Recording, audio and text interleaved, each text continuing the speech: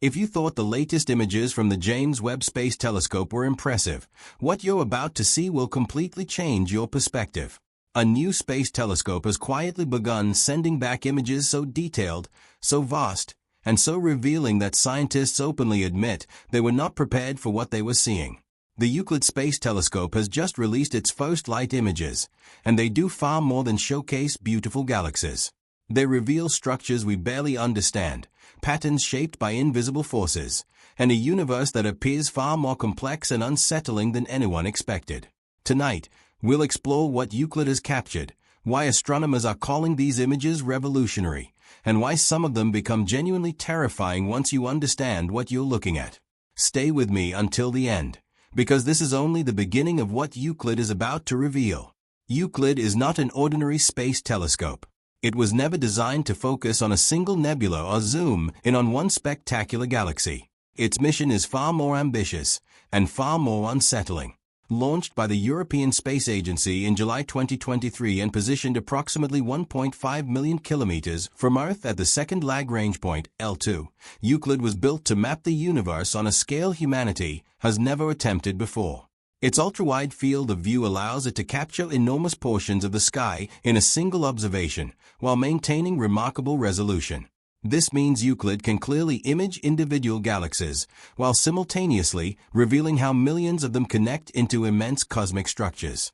What makes this especially fascinating is that Euclid is not simply mapping visible light.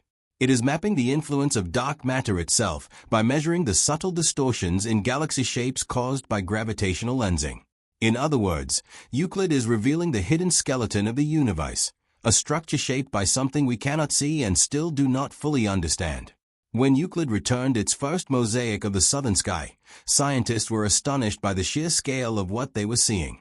During a relatively short observing period, the telescope captured 260 individual images covering an area of sky roughly 500 times larger than the full moon. When stitched together, these observations revealed millions of stars and galaxies. Yet this enormous image represents only about 1% of the complete cosmic map Euclid is expected to produce. That realization alone is staggering.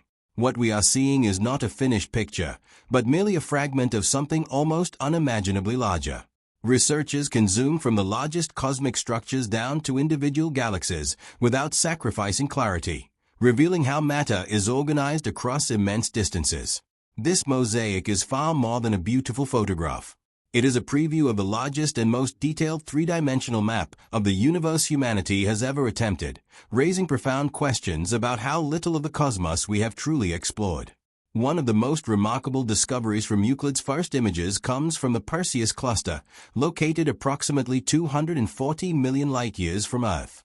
A single image reveals more than 1,000 known galaxies along with over 100,000 distant background galaxies. But the greatest surprise came when scientists examined the data more closely. Euclid identified more than 630 previously unknown dwarf galaxies hidden within the cluster, objects so faint they had escaped detection until now. This discovery is important because dwarf galaxies are extremely sensitive to the gravitational influence of dark matter. Their shapes, positions, and distortions act as traces, helping astronomers determine where dark matter is concentrated. The fact that so many of these galaxies remained invisible until Euclid observed them suggests that dark matter's influence may be even more intricate than previously believed. The universe does not merely contain dark matter, it appears to be fundamentally structured by it. Euclid's images are reshaping our understanding not only of large-scale cosmic structure, but also of the smaller details within galaxies. In galaxies such as NGC 6822, Euclid revealed low metallicity stars whose properties resemble conditions in the early universe, offering valuable insights into how galaxies evolved billions of years ago. Within globular clusters such as NGC 6397, the telescope resolved faint stars on the outskirts that had previously been hidden by brighter neighbors, providing new clues about the history of the Milky Way. In regions like the Horsehead Nebula, Euclid's remarkable sensitivity uncovered evidence of free-floating planets and Jupiter-mass objects drifting through space without parent stars, suggesting that rogue planets may be far more common than previously imagined. Together, these observations paint a picture of a universe that is not calm or orderly, but dynamic, crowded, and constantly reshaped by both visible and invisible forces.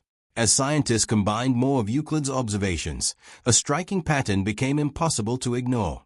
Galaxies are not scattered randomly throughout space. Instead, they are arranged along enormous filaments, vast cosmic threads stretching across hundreds of millions of light-years and intersecting at dense nodes where galaxy clusters form. Euclid's images make this structure clearer than ever before. The universe begins to resemble an immense interconnected network, with matter flowing along invisible pathways shaped primarily by dark matter. These filaments are no longer just theoretical concepts. Their influence can be seen directly in the way galaxies bend, stretch, and align with one another.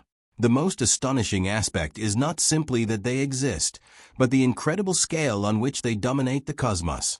Every galaxy, every cluster, and every enormous cosmic void exists within this vast web, guided by forces that scientists still cannot observe directly. One of Euclid's most remarkable capabilities is its extraordinary precision in measuring gravitational lensing.